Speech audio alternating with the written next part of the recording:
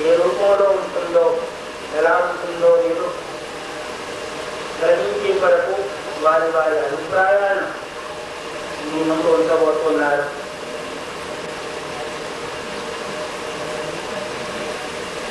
ఆత్మ అంటే శరీరము, మనస్సు, బుద్ధి, ప్రాణము, జీవాత్మ, పరమాత్మ, అధిష్టాన చైతన్యము అని ఇన్ని రకాలుగా ఆత్మతత్వానికి వాళ్ళ వాళ్ళ దృష్టి అనుసరించి భావన చేస్తూ ఉంటారు. ఆ భావన మధ్యన జీవుడు ఏ విధంగా ప్రవర్తిస్తున్నాడు, మళ్ళీ ఆ భావన తీసుకుని చేయడానికి వరకు ఈ ఆరోగ్యం కానీ ఈ యొక్క యోగసూత్రాలు కానీ ఈ యొక్క ప్రక్రియలను బోధిస్తూ ఉన్నాయి. ఇంతవరకు మీరు యోగాసనాలు విన్నారు, చూశారు. యోగాసనాలు కూడా అది యోగ పద్ధతిలో వెళ్ళే వాళ్లకు ఒక అంగం మాత్రమే అన్నారు. ఎన్ని రకాలు కలిగిన యోగశాస్త్రం, అష్టాంగ యోగం అనే పేరుతో చెప్పుకునే యోగశాస్త్రం మూడవ అంగమే ఆసనం. యమము నియమం తర్వాత మనం కూర్చునే ఆసనం ఏ విధంగా ఉండాలి, ఎలా కూర్చోవాలి, అదే పోతుంది సమన్వయం దాడి నటుల సంప్రేక్షణ అధికారం నిత్యానవరోదయం అని భగవద్గీత, స్థిరసూత్రం ఆసనం అని యోగసూత్రము. ఈ విధంగా అది చెప్పిన ఈ రెండు అధ్యాయానికి యోగికాలకు భగవంతుడు ఆ అన్నిటి యొక్క సారము, సాధన యొక్క సారాంశాల ఈ అధ్యాయంలో మనకి నిరూపణ చేసి జీవుడికి అందుబాటు. ఆ రాక్షస ప్రవృత్తి బలపడడానికి కారణం ఏంటి? వారి వారి యొక్క రాక్షసమైనటువంటి మనస్సు. ఈ మనస్సు ఇంతగా కావడానికి అజ్ఞానమే కారణం. కాబట్టి మానసికమైనటువంటి ప్రవృత్తికి వారి యొక్క అజ్ఞానాలు తెలియచెప్పి దాని నామకృష్ణాలను తెలియచెప్పినప్పుడు దాంట్లో నుంచి కలుగుతుంది.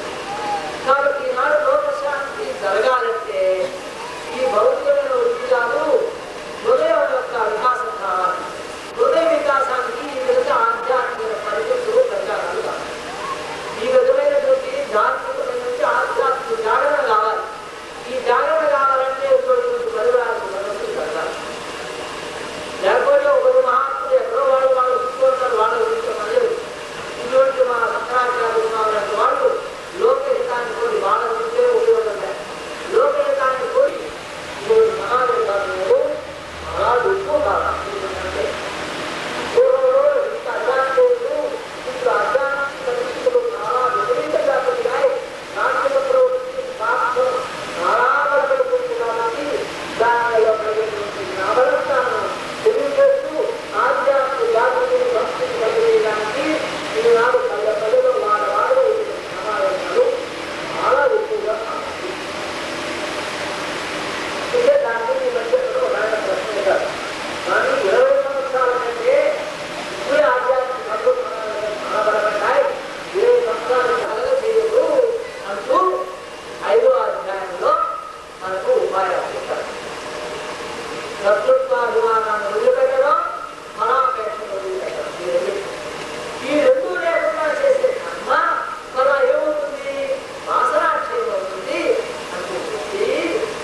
ఈ నెక్స్ట్ అధ్యాయంలో ఆ వాసనాక్షయానికి ఆ చిత్తశుద్ధి కావాలా నాశనని సద్భావ వికారాలు అంటారు. 6 రకాల వికారాలు శరీరానికి వారి యొక్క వీటి అనుభవించడం. ఈ 6 వికారాలు అనుభవించేటప్పుడు ఈ యొక్క ఇంద్రియాల ద్వారా మనస్సు ప్రేరేపించబడి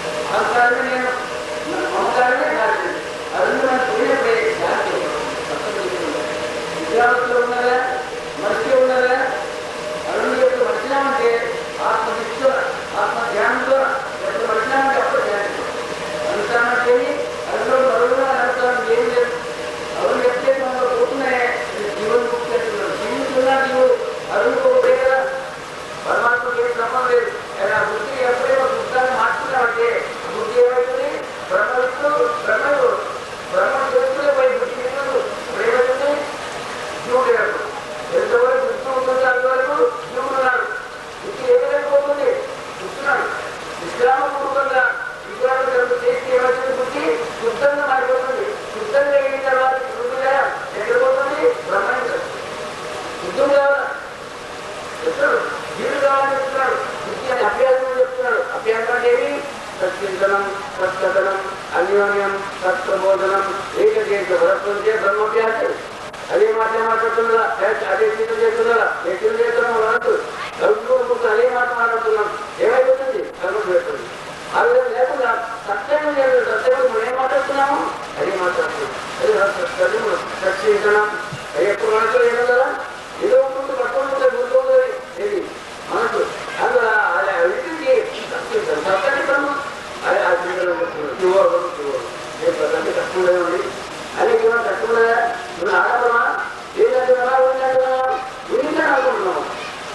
అయ్యే ఉన్నాను మాయ దొరుకుతుంది. మాయ లేదు కాబట్టి ఆయన దొరుకుతుందో చెప్తాడు. మన ఆచరించాలంటే వద్దులే కానీ ఆయన దొరుకుతున్న వాళ్ళు ఈ కాళేశ్వర స్వామి వారు ఏమిగుంట దగ్గర వారి రాష్ట్రం గీతాశ్రం వారు 30 నిమిషాలు మాట్లాడతారు. చేత ఆ కర్మ చేసేది అధికారం ఉన్నది కానీ అట్టి కర్మఫల శక్తి లేక ఆ కర్మ ఫలం చేయడానికి పొందడానికి అధికారం లేదు అని చెప్పారు. అయితే కర్మ చేసిన వానికి కర్మ లేదు ఎందుకు అధికారం లేదని మీరు అంటారు. చెట్టు పెట్టినటువంటి వానికి ఆ చెట్టులో పెట్టే ఫలాలు పొందుకునేటువంటి స్వాతంత్రం ఎందుకు లేదు అని అంటే ఇక్కడ కర్మ చేసేందుకు కర్మ చేసేదానికి మాత్రమే జీవుడికి అధికారం ఉంది. ఎట్లా? అందరూ కూడా కర్మలు చేస్తున్నారు. అందరూ పుణ్యకర్మలు లేరు. అనేక పాపకర్మలు, దుష్టకర్మలు అనేక రకరకాలు చేస్తూ ఉంటారు. అయితే కర్మలు చేసినా కూడా అందరూ కూడా పుణ్యకర్మ ఫలమైనటువంటి సుఖాన్ని కోరుతున్నారు కానీ దుఃఖాన్ని మాత్రం కోరడం లేదు. పాపకర్మ కేవలం దుఃఖం. అయితే వాడు కోరుకున్నట్టు ఆ పుణ్యకర్మ ఫలితాన్ని ఫలాన్ని పొందుతున్నారా అంటే ఎవరు పొందడం లేదు. అందుచేత జీవుని చేత చేయబడేటువంటి కర్మల యొక్క ఫలాన్ని జీవుడు స్వతంత్రించి పొందలేదు. ఆ కారణం చేత కర్మల యొక్క ఫలాన్ని కోరరాదు. అయితే కర్మలు చేస్తే కర్మఫలము వ్యర్థమా అంటే ఆయన కర్మఫలాలు ఇవ్వడానికి ఏదైనా కరచరణ దేవైవ ఇస్తురా అట్లా కరచరణ దేవైవ ఇస్తులైతే కాళ్ళు చేతులు మొదలైనటువంటి ఆధారంగా ఆయన ఉన్నట్లయితే ఆయన స్థావయంగా మొదలవుతారు. పెద్దలకు స్వామి చెప్పినట్లు శరీరం అనేది ఒకటి ఉన్నట్లయితే సద్భావ విధానాలు ఉంటాయి. అంటే తల్లి కడుపులో ఉండడం, పుట్టడం, పెరగడం, వృద్ధిరాచి మరియు క్షీణించి నశించిపోయే స్వభావం ఉంటుంది. దృశ్యం నష్టం పెట్టి ఇలా ఉత్పత్తి వినాశాన్ని పొందేటువంటి ఒక స్వభావం ఈశ్వరుడు లేదు. వాళ్ళ శాస్త్రుడు కాబట్టి ఏమి అందిస్తున్నారు అనే దాన్ని మనం చక్కగా తెలుసుకోవాలి. అలా తెలుసుకున్నట్లయితే మనము కొంతవరకైనా కర్మ దుష్కర్మ చేసి ఆ ఈశ్వరుడు ఉన్నాడనేటువంటి ఒక భావన కలుగుతుంది. బాగా తిని తిని తిని తిని పండు ఊడిపోయిన కానీ ఇంకా దంచుకొని తినాలని బుద్ధి పుడుతుంది కానీ చాలు అని మాత్రం అనిపించదు. చూసి చూసి చూసి చూసి కళ్ళు పోయిన కానీ ఇంకా చూడాలనేటువంటి బుద్ధి అయితే పోదనమాట. కళ్ళతోడు పెట్టుకొని చూడాలనిపిస్తుంది. విని విని విని చెవుడు వచ్చినా కానీ ఇంకేమనిపిస్తుంది? చాలా అనిపించదు. చెవిటి మిషన్ పెట్టుకొని అనిపిస్తుంది. ఇలాంటిదనమాట. ఇట్లా శరీరం జీర్ణించిపోతున్నా ఇంకా అనుభవించాలనిపిస్తుంది. మరి ఈ విధంగా అనుభవించుకుంటూ పోతే గేటు దాటిపోతే మళ్ళీ ఏ జన్మ వస్తుందో కదా. అందుకని వచ్చినటువంటి మానవ జన్మనే ఉపయోగించుకోవాలి, సార్థకం చేసుకోవాలి. అంటే ఎట్లా చేసుకోవాలి? ఈ మానవ జన్మ కర్మాధికారం కలిగినటువంటి జన్మ మానవ జన్మ. ఏదో జంతువులు చేసి ఈ విధంగా శ్రవణం చేయమంటే ఏ జంతువు శ్రవణం చేయలేదు. ఏ పని చేయమంటే, యజ్ఞయాగాదులు చేయమంటే, పూజ చేయమంటే, జపం చేయమంటే, ధ్యానం చేయమంటే జంతువులు చేయలేవు. ఒక్క మానవ జన్మకే అధికారం ఉంది అన్నమాట. కాబట్టి కర్మాధికారం కలిగినటువంటి మానవ జన్మను ఏం చేయాలి? కర్మ చేయాలన్నమాట. అందుకొరకే కర్మమున పుట్టు జంతువు కర్మమున వృద్ధి చెందు కర్మమున చెడు కర్మమే దేవత నరులకు కర్మమే సుఖ దుఃఖములకు కారణమది అన్నాడు. కర్మమున పుట్టు జంతువు కర్మమున వృద్ధి చెందు కర్మమున చెడు. కర్మ చేతనే పుడుతూ ఉన్నాము, కర్మ చేతనే వృద్ధి పొందుతూ ఉన్నాం, ఆ కర్మ చేతనే చెడిపోతూ ఉన్నాం అన్నమాట. కర్మమే దేవత నరులకు. ఈ కర్మనే దేవత. మనం చేసేటువంటి కర్మ ఇదంతా దేవతే కదా. కర్మమే దేవత నరులకు, కర్మమే సుఖ దుఃఖములకు కారణమయ్యా. ఈ కర్మనే సుఖానికి దుఃఖానికి ఈ కర్మనే కారణం. కాబట్టి ఈ కర్మ ఎట్లా చేయాలి అని చెప్తుంది అన్నమాట భగవద్గీత మొట్టమొదటి షట్కం, ప్రథమ షట్కం 6వ అధ్యాయం వరకు విముక్తి జరిగిందన్నమాట. అట్లానే కర్మ తెలిసి చేస్తే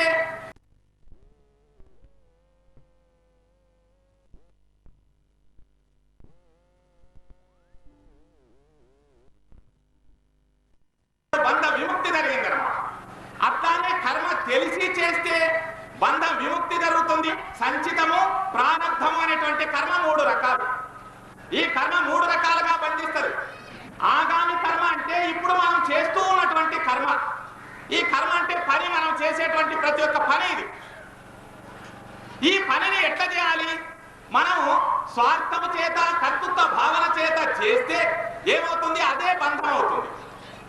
ఎలాంటి కర్తృత్వ భావన లేకుండా ఇంతవరకు స్వామి చెప్పినట్లుగా ఏమైనా బ్యాంకులో క్యాషియర్ ఉంటాడు, లక్షల కోట్లు లెక్క పెడతాడు, కానీ ఇంటికి పోయి హాయిగా పండుకొని నిద్రపోతాడు. బ్యాంక్కి దొంగలు కొట్టేసినారు అని మరుసటి రోజు పేపర్లో వచ్చింది. ఒక్క చుక్క కంట్లో నీళ్లు కారుస్తాడా? కారుడు. దేనికి అంటే ఈ డబ్బు నాది కాదు అనుకున్నాడు. నాది కాదు అనుకున్నాడు కాబట్టి బాధ లేదన్నమాట. అదే తన జోబిలోది ₹1 జారిపోయిందంటే తిరిగి తిరిగి చూస్తాడన్నమాట. అది దొరకకపోతే ఇది భగవతార్పణం అంటాడు. దొరకకపోతే, దొరికితే మాత్రం జోవ్యార్పణం, అంతే, జోలేసుకో. కాబట్టి ఇట్లా కూడా ఆ విధంగా ఆయనకు కర్తృత్వం లేదన్నమాట. ఇది నాది కాదు అనుకున్నాడు. మరి నీది కాదు, మరుసటి రోజు బ్యాంకుకి వచ్చినాడు, మనం ఒక ₹2 తక్కువ. నిషేధమైనటువంటి కర్మలు కాకుండా చేయవలసినటువంటి కర్మలు చేయవలసినటువంటి రీతిలో మనం చేసినప్పుడు ఆ కర్మ మనల్ని బంధించదన్నమాట. బంధించదంటే మరుజన్మకు హేతువు కాదు, అది సంచితంలో చేరిపోదన్నమాట. అలాంటిది అది ఆగామి కర్మ. ఈ ఆగామి కర్మను మనం తీసేసుకోవడానికి మన చేతిలో ఉంది. బాగా గాంధీ ధనస్సు ఎక్కువ పెట్టినాడు. ఎక్కువ పెట్టినటువంటి ధనస్సు